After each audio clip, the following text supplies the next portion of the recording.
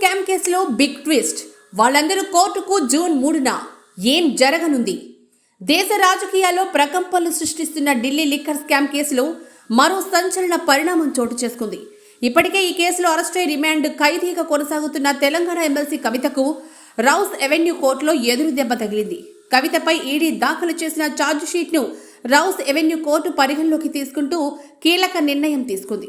ఈ ఛార్జ్ షీట్లో నిందితులుగా పేర్కొన్న వాళ్లంతా జూన్ 3వ తేదీన కోర్టు ఎదుట హాజరు కావాలంటూ సమన్లు జారీ చేశారు.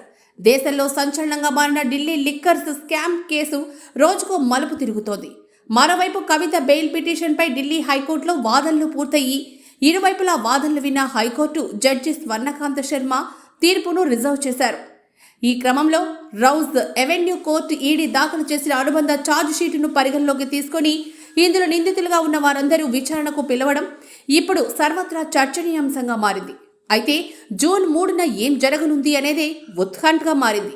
ఇదిలా ఉంటే ఢిల్లీ లిక్కర్స్ స్కామ్ కేసులో కవిత బెయిల్ పిటిషన్లపై ఢిల్లీ హైకోర్టులో ఈ సందర్భంగా ఈడీ సంచలన విషయాలు వెల్లడించింది.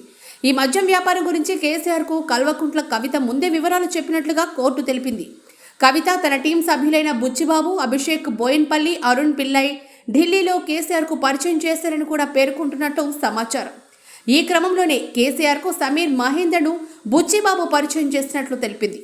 సమీర్ మహేంద్రను అడిగి ఢిల్లీ మద్యం వ్యాపారం వివరాలను కేసీఆర్ తెలుసుకున్నారని వివరించింది.